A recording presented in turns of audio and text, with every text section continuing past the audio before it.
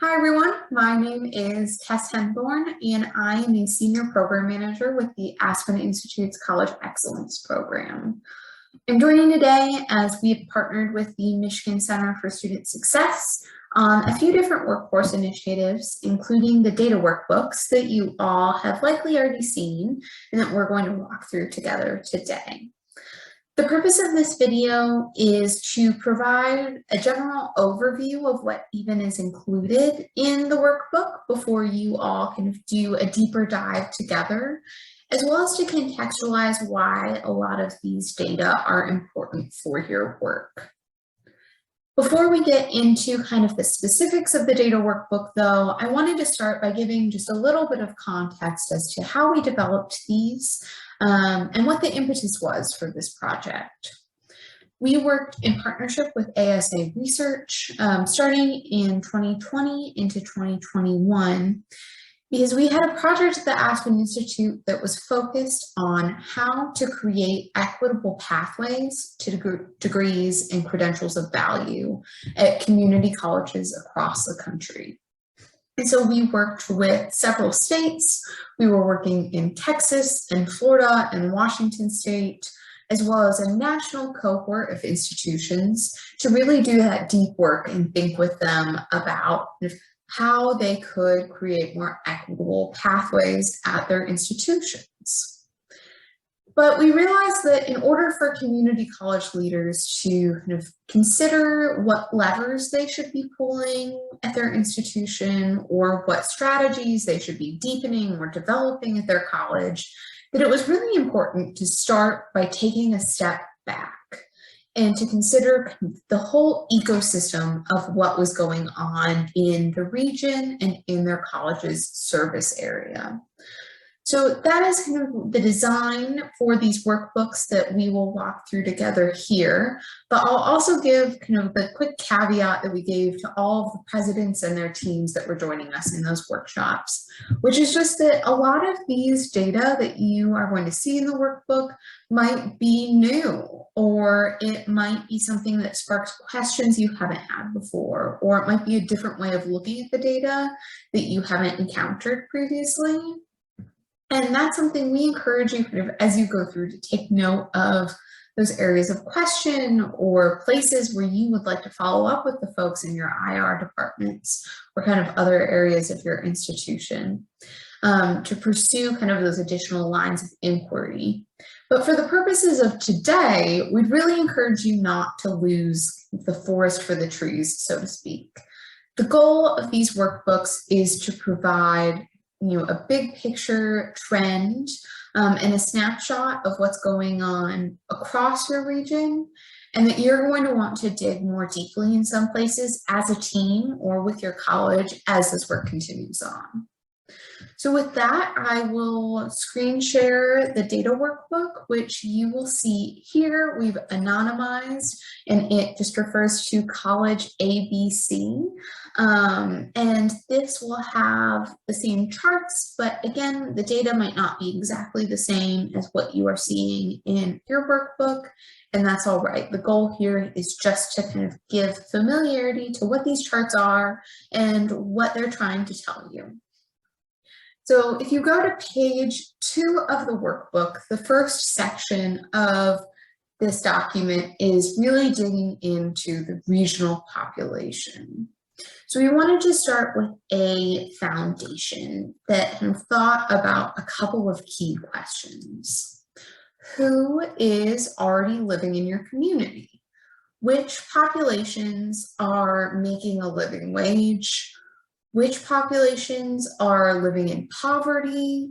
Which are reaching the campuses of local education providers, whether that's you or other colleges in the region? And which populations aren't? So we have 3 charts here that outline the distribution of population in the region by race and ethnicity, the percent of population living in poverty, and then we have the percent of population with an associate's degree or higher. And for each of these, you see kind of the different demographic groups, and those are for both the state So for the entire state of Michigan, which is shown in the lighter blue, against what is actually in your service area, which is that darker blue. And the data here can really illuminate more patterns and can tell a story about any connections in your region between race and ethnicity, poverty, and educational status. In short, who is being underserved in your region and who is being served in your region. So a question you might consider kind of as we walk through this is thinking about how this data might impact, for example, the recruiting strategy for your program. Would that change kind of the target populations that you are trying to reach? And so if we move to the next page, page 3, there is one more chart in this section, which is around median household income. And as you'll see here, this shows us the median household income compared to a living wage in Michigan, which is noted with the green line and the green bar at the top of this graph. Again, the colors are going to still be the same, where you'll see the light blue is the different demographic groups across the state. And then the dark blue is the different demographic groups and their earnings in your service area.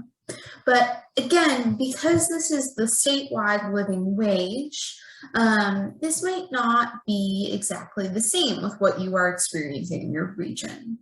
So would recommend that you also look at the MIT living wage calculator, which is very easily Googleable and will show you more living wage data in your region specifically that you can explore in depth. Because we know that if you are in, for example, a very rural area of Michigan, the living wage is going to look different than if you are in Detroit. And so we can't always compare those two things equally, but given the data that we had, this again has statewide data for the living wage. And one other thing to note here with this chart is that you might see in this example that Native American and Native Hawaiian, the data is only for the state, not the service area. And as noted with that asterisk, the missing values here are the result of missing data. This is not intended to signify that these groups make $0 or 0%. So that leads us into the next section, which is focused on the regional labor market.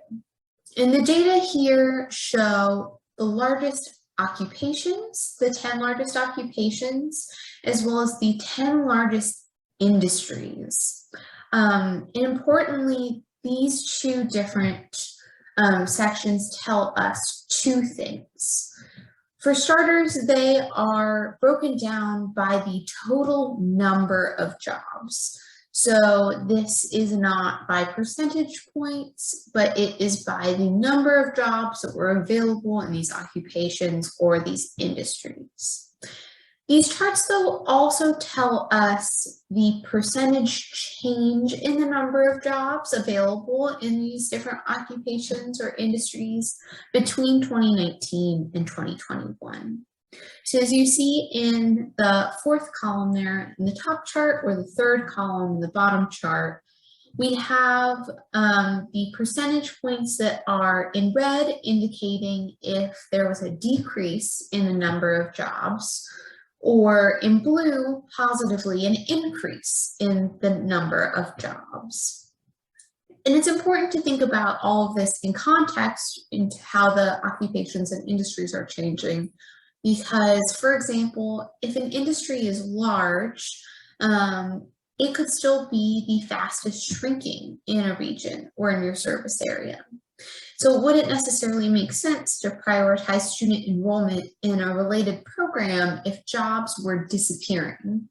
So having kind of that context and the trends around how jobs are changing also are going to be able to help us kind of future cast a little bit of the ways that your institution and your college can best support students related to these industries and occupations.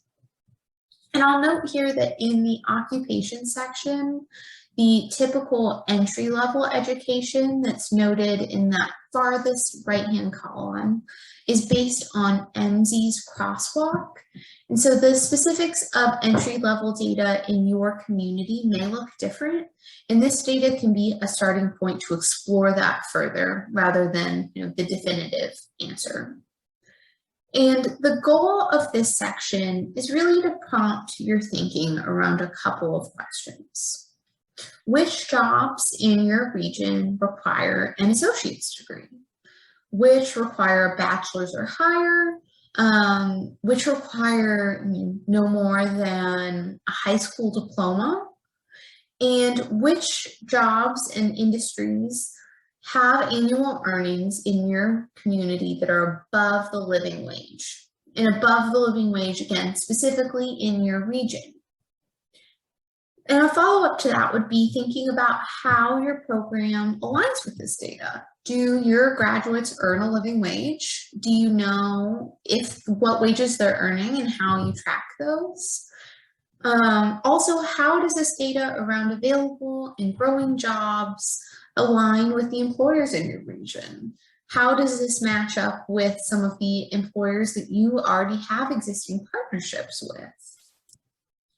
And a note to all of this is that the data has obviously and undoubtedly been shaped by COVID-19 and shifts in the workforce. But with that, kind of the question is just being able to ask which of these trends will be sustained and which might be shorter term. So I'll scroll down to kind of the continued section that also includes two additional charts that follow up on page 6. The first that has occupations with the largest percent increase, indicated in green, or decrease, which is indicated in red, in job postings during the COVID-19 pandemic. And then the second, which is occupations with the largest postings, so the largest number of postings in January of 2020, and then the increase or decrease in those postings during the COVID-19 pandemic. So where the first two focused on the total jobs, these two charts on page 6 are focusing more on the total number of postings and available jobs that employers are seeking to hire for. So we see in these two charts from the anonymized college ABC, all of the occupations in the top chart are trending up and increasing, and all of the occupations in the bottom chart, so with the largest number of postings and how those have changed during the pandemic, are trending down and decreasing. And you can see based on kind of the specific occupations that are listed in yours, kind of how that's changing annually in those different columns that are listed next to the trend lines. And so we see this continued on the next page with a chart about the top 10 occupations with the highest unemployment rates as of November 2021.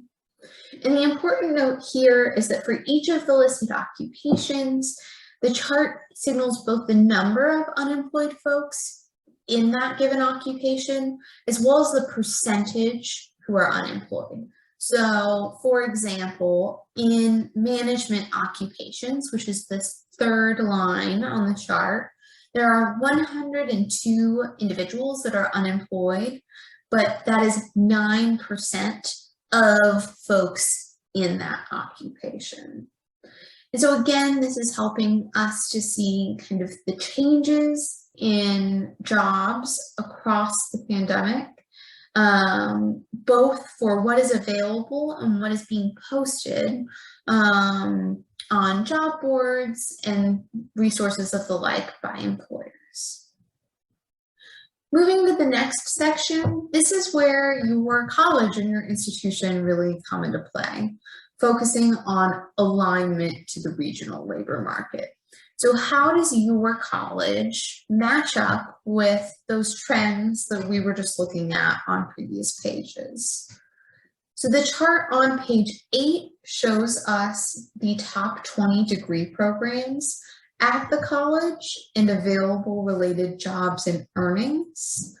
And then the chart that follows this is the top 20 growing living wage occupations and the number of awards conferred at your institution. And so one note here is that there may be programs that come up on these two charts with no related jobs, and it will flag that on your chart if that's the case. But again, this is based on kind of the crosswalking from MZ to jobs that required just an associate's degree.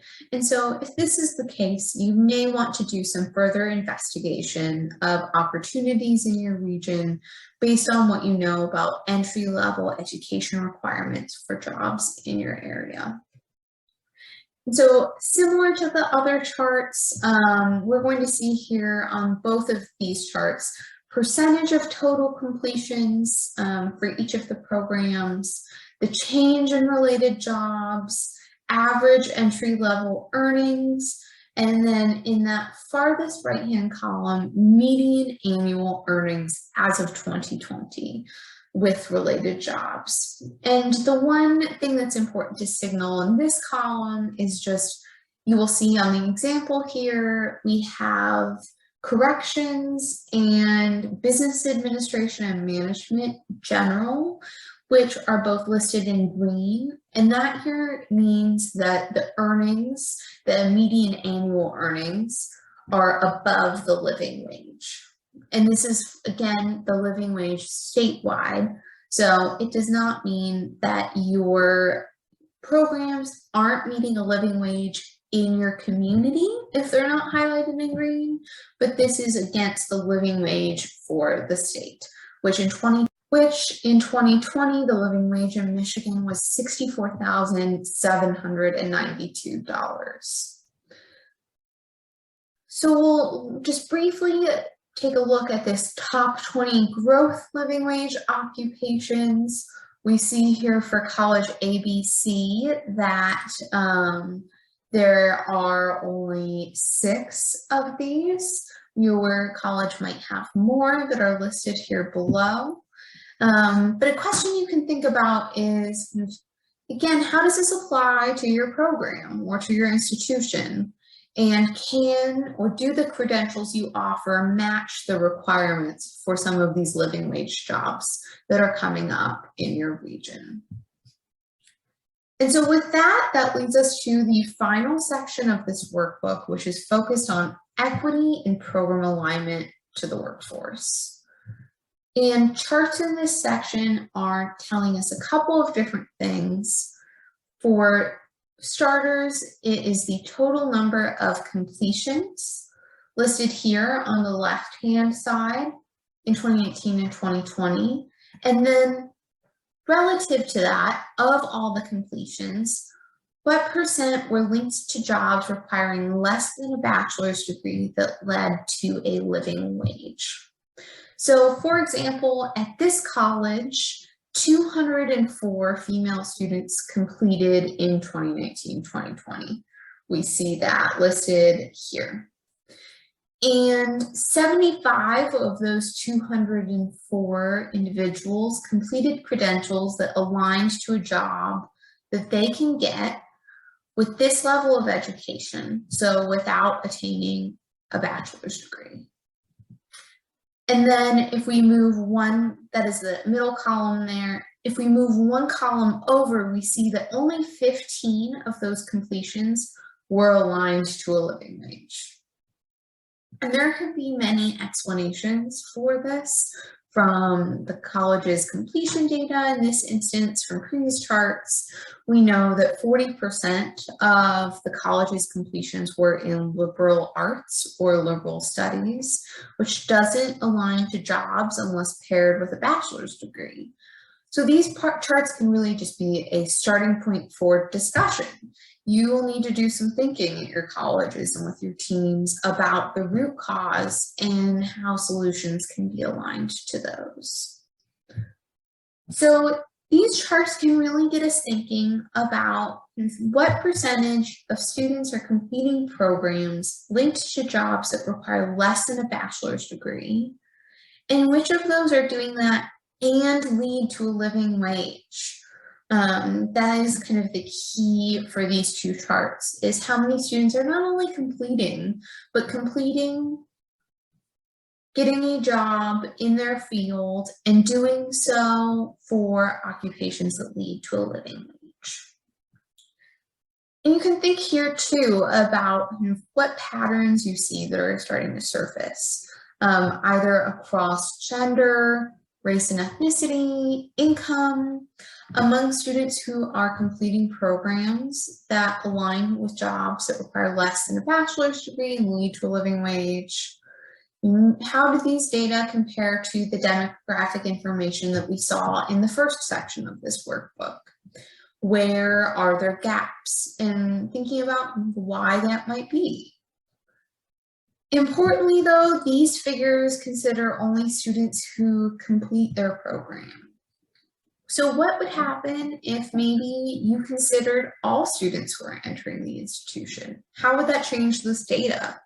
Do you think that there might be additional gaps that emerge in who graduates with the potential to earn a living wage? And how might you explore that data? This leads us to the last page, which is thinking about next steps.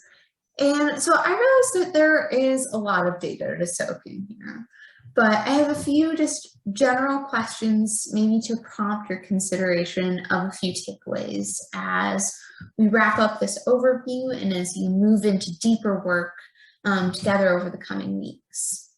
So for starters, what have you noticed about the alignment of your program or your institution to the regional labor market and the populations your college serves? What takeaways does this data suggest about the design and the implementation of your program?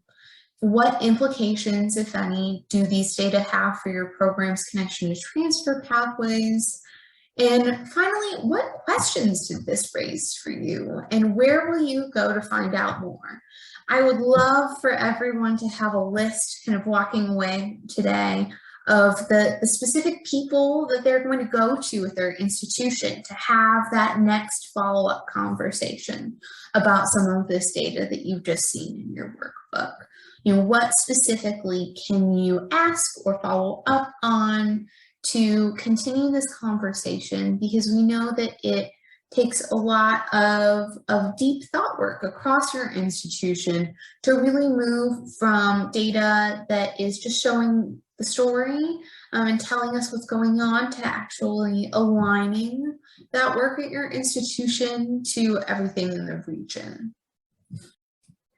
So with that, I will stop screen sharing here and just say thank you for your time and for going through this overview of the data workbook with me today. Please feel free to follow up with Erica and Jenny as you have questions, and I'm also happy to be available as a resource.